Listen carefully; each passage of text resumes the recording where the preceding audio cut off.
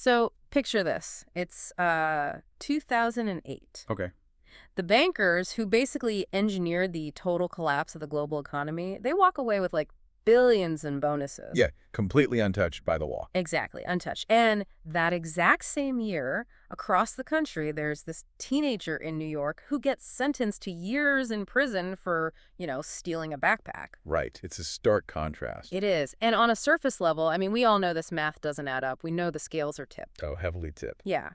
But today, we are jumping into a deep dive on some source material that asks a much darker, honestly, much more uncomfortable question. Which is what? Well, what if that imbalance isn't just like a glitch in the system? What if it's the exact product we've been passively purchasing with our silence? Welcome to the deep dive. It really gets into the ultimate paradox of power, doesn't it? Oh, absolutely. Because when the architecture of accountability is owned, operated, and funded by the exact same people committing the infractions. The rules just don't apply to them. Right. Standard solutions just bounce right off. And that feeling, that specific feeling of powerlessness, is exactly the nerve we are hitting today. So what are we looking at? We are unpacking this raw, incredibly hard-hitting spoken word and rap piece. It's from a YouTube channel called Tomcats World. Okay, yeah. The track is titled Who's at Fault 2026. And our mission today is to really break down this creator's intense lyrical thesis on societal accountability. It's a heavy track. It really is. It essentially demands that you, the listener, answer one question. When society is failing and the system is corrupt from top to bottom, who is actually to blame? Right. Is it the corrupt elites or is it, the everyday people who just let it happen? Exactly. And what's fascinating about this piece is how it operates on multiple levels simultaneously. Yeah, because on the immediate sonic layer, you're hearing very gritty street imagery, right? Yeah, Glocks, hoods getting pinched. Exactly. Corner store slings.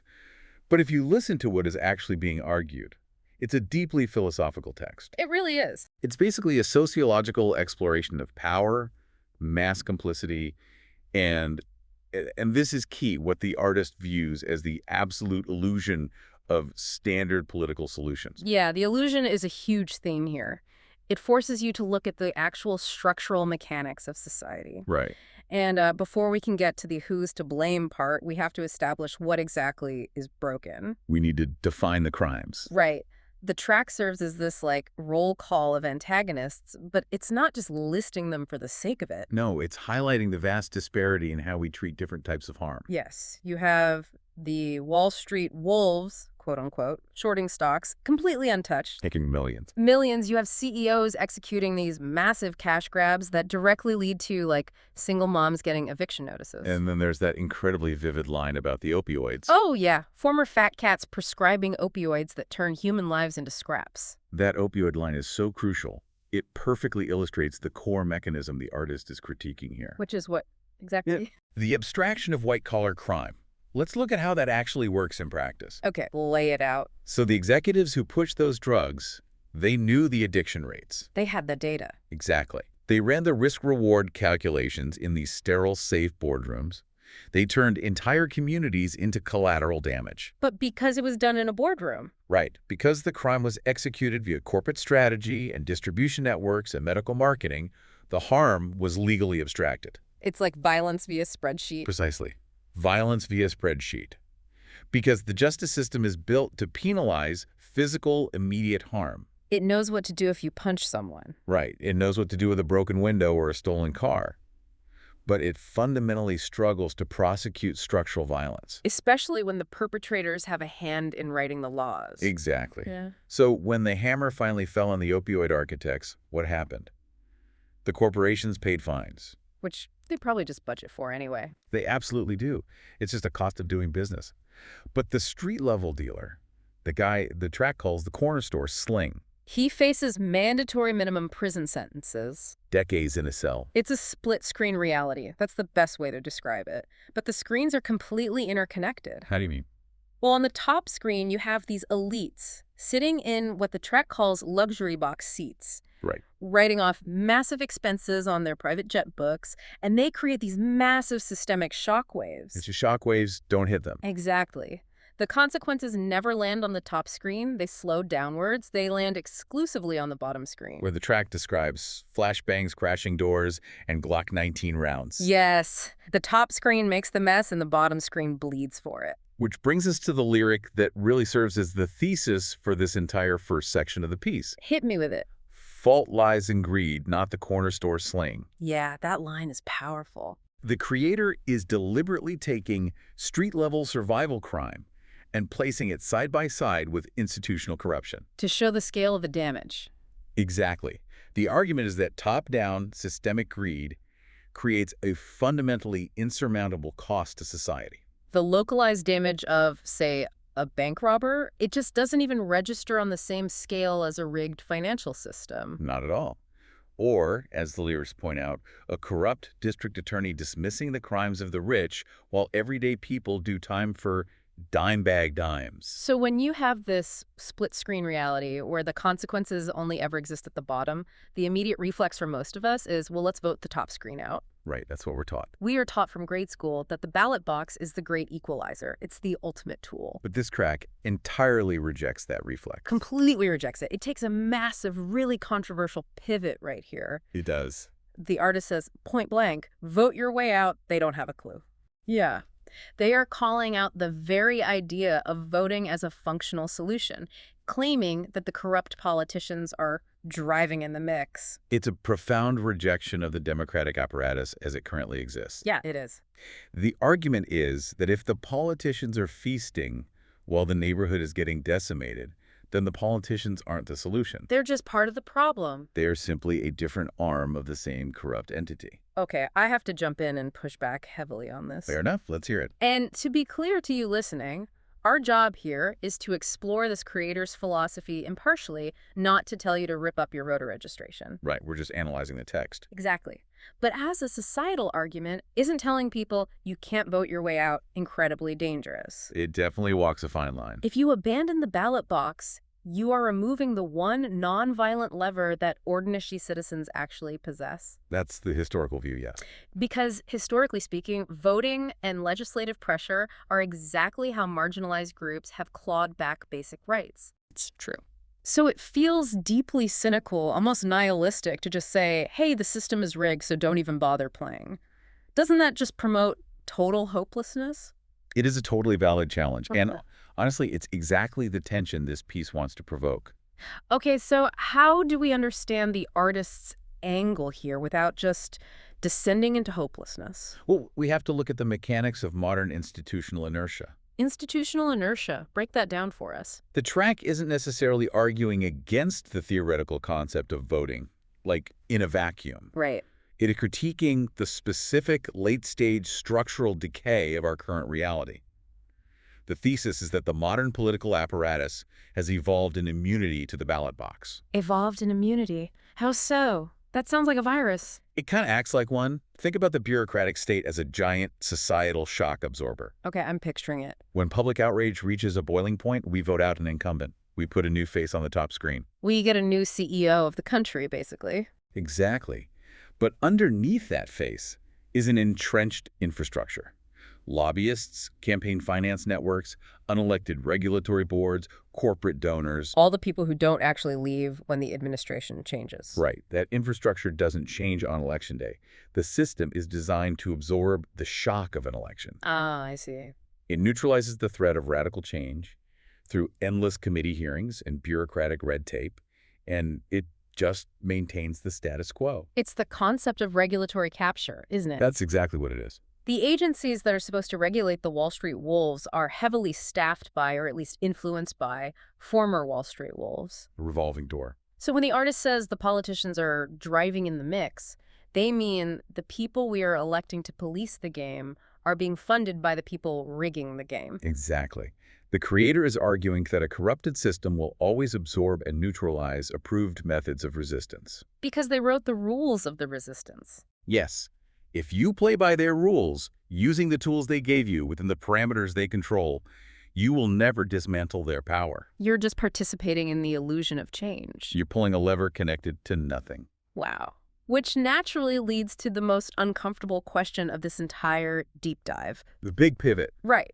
If voting is just a shock absorber, and obviously the billionaires up in their luxury box seats aren't going to suddenly grow a conscience and dismantle their own wealth. Who was supposed to fix this? Exactly. Who is left? And this is where the track pivots from being a list of grievances against the powerful into an interrogation of the listener. The blame shifts entirely. It really does. It's jarring. It shifts from a critique of the system to a critique of mass complicity. Yeah. The audio hits you with this line, "Whose fault? It's both me and you too." Up until this moment in the track, you, as the listener, you've been nodding along. Feeling totally justified in your anger. Yeah, being mad at the corrupt CEOs and the dirty judges. It feels good. But then the artist points the finger right through the speakers at you. It's a brutal reality check based on simple math, really. Yeah, the track highlights the sheer absurdity of the situation. Yeah. We are the 99%. We vastly outnumber them. Vastly. So how is it that the 1% continues to run the board? Well, the artist points out that the masses laugh at our pain and we let them slide. Why do we do that? Why do we just let them slide? To understand why the 99% doesn't just dismantle the 1%, we have to look at behavioral psychology. Okay, hit me with the science. There's a specific framework called system justification theory. System justification theory. Okay, what is that? Let's unpack it. It's the phenomenon where people will actively defend, rationalize, and bolster the very social systems that subjugate them. Wait, really? We defend the things oppressing us? Yes. As human beings, we have this deep psychological need to believe that the world we live in is ordered, predictable, and fundamentally fair. We want things to make sense. Exactly. Acknowledging that the system you rely on for your survival, for your food, your paycheck, your safety, is actively and purposefully rigged against you. That's terrifying. It carries a massive cognitive load. It induces existential panic. So you're saying it is psychologically easier for us to just rationalize the corruption than it is to actually confront it? Precisely. The cognitive cost of rebellion is exhausting. Oh, man, that makes so much sense. So instead of tearing the system down, we convince ourselves that this is just how things are. We adapt to the dysfunction. We keep our heads down. Right. As the track points out, people stay quiet because if you dare to speak up, you get condemned. It is the bystander effect scaled up to a global societal level. It truly is. And the really insidious part is that the system actually relies on that exhaustion. Oh, completely. I think a great way to look at this is through the analogy of a pressure valve. Okay, I like that. Like, in any massive industrial boiler, you need a pressure valve to release steam, right? Otherwise, the whole machine just explodes. Right. In our modern society, our outrage has been commodified to act as that pressure valve. That's a great point. The system allows it even encourages us to tweet our anger, to argue in comment sections, or, to listen to a cathartic, furious track like Who's at Fault 2026. Yes, it provides an outlet that feels like action but threatens absolutely nothing. Exactly. We consume the outrage. We feel this sense of catharsis because we vented our frustration, the pressure drops. And then what? And then on Monday morning, we go right back to participating in the exact same rigged machine. Because we feel like we did our part by being mad online. Yes. The system doesn't care if you were angry at it as long as you keep showing up for work and paying your taxes. Which brings us to the most defining philosophical takeaway of the entire piece. The thesis statement. The artist distills this entire dynamic of mass complicity into 6 words. You get what you tolerate. Man, you get what you tolerate. It hits like a freight train. It really does. Because it completely reframes the concept of victimization. Yes, the elite are greedy. Yes, the justice system is skewed. Okay. But if you tolerate it, if you just watch from the sidelines while the single mom gets evicted or the working class gets squeezed, then you aren't just a victim anymore. You're an accomplice. You are a functioning component of the machinery. It strips away all the comfort of passive outrage. It really does. Because it requires absolutely zero risk to sit on your couch and complain about abstract concepts like Wall Street or corrupt politicians. Anyone can do that. But the artist is explicitly stating that this passive, inactive anger is the exact fuel keeping the rigged system running. While we are busy watching from the side, as the lyrics say, the snakes slither close. The corruption expands to fill whatever space our apathy leaves open. The track actually says we are ignoring the walls closing in on us. Yeah. We complain about the state of the world, but we completely refuse to acknowledge our own role in maintaining it. And this transitions the piece beautifully from a theoretical breakdown into an urgent, almost aggressive call to action. Because you can't unhear that, right? No. If you accept the premise that you get what you tolerate, the only logical next step is to stop tolerating it. The outro of the track drops all the metaphors. It brings the argument directly into your lap. The ultimate message is a demand for radical personal agency. The lyrics state, "We got one life to live. It all starts with you." The artist is telling you that the cavalry isn't coming. Nobody is going to save us. No. You cannot wait for a politician to reform the shock absorber, and you definitely cannot wait for the architects of the rigged game to suddenly play fair. Because as the track says, because this chaos won't stop, you know that it's true. The chaos is highly profitable for the people on the top screen. So the disruption of that chaos has to come from the bottom screen. Exactly. The track demands that people break off your chains and stand up, take this world back from the corrupt. But there's one line in there that I think requires the most thought. Which one? If you want freedom, then act like you're free. Oh, wow. Yeah. That is a staggering concept. Act like you're free. It implies that right now, we are acting as though we are imprisoned, We behave as if we have no leverage. despite being the vast majority of the population. It circles right back to system justification theory. Our subjugation is voluntary. On a functional level, yes. Because we refuse to exercise the power we actually hold. We wait for permission from a corrupt system to change the corrupt system. So what does acting free actually look like in practice? Mechanically speaking, how do you do that without just getting crushed? It means withdrawing your consent from the game, Okay. operating outside of the conditioned boundaries they've set for you. It means no longer serving as the pressure valve. Unplugging from the outrage machine. Right. The track argues that true accountability isn't something that is granted from the top down by some benevolent leader. It never is. It is something that is enforced from the bottom up by individuals who simply refuse to participate in their own exploitation anymore. The artist signs off with this final, almost defiant signature. I'm the cat and you know what's up. It's a statement of absolute clarity. It's like they're saying, look, I've exposed the rig tricks, I've explained the abstraction of the crime, I've shown you how the ballot box absorbs your anger. and now the ball is entirely in your court. If we synthesize everything Tomcats World has put together here, it is essential to recognize that this isn't just an angry grievance list. Right, it's not just a rant. No. It would be very easy to write a superficial track complaining about dirty cops or rich executives. But this is a profound challenge regarding personal agency. We cannot expect a system designed for exploitation to police itself. The only variable we control is our own complicity. It's a heavy realization. We spend so much of our lives staring up at the top screen, marveling at the injustice of it all, getting angry at the luxury box seats. That we completely forget we are the ones generating the power that keeps their screen turned on. The system only works because the bottom screen agrees to play the game. You get what you tolerate. It's a truth you can't unsee once you spot it. No, you really can't. And that brings me to a final thought I want to leave you with today, building on everything we've just unpacked here. Let's hear it. The track tells us that we get what we tolerate. And, it's incredibly easy to apply that phrase to the grand sweeping issues. Oh, for sure. To point fingers at Washington or Wall Street or the billionaires. It's easy to be outraged at the macro level. It feels good to be mad at the big guys. Right. But I want you to look closer. Look at your own immediate surroundings. Like in your daily life. Exactly. Think about your workplace, your local community, your own daily routines. What is a small, everyday injustice or a piece of toxic dysfunction right in your own life that you have simply learned to tolerate? That's a tough question. Maybe you stay quiet during a meeting because speaking up feels risky.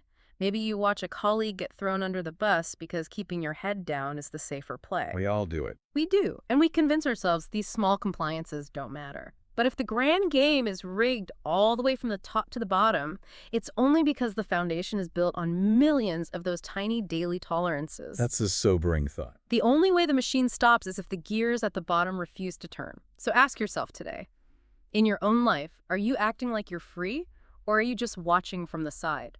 Think about it. We'll catch you on the next deep dive.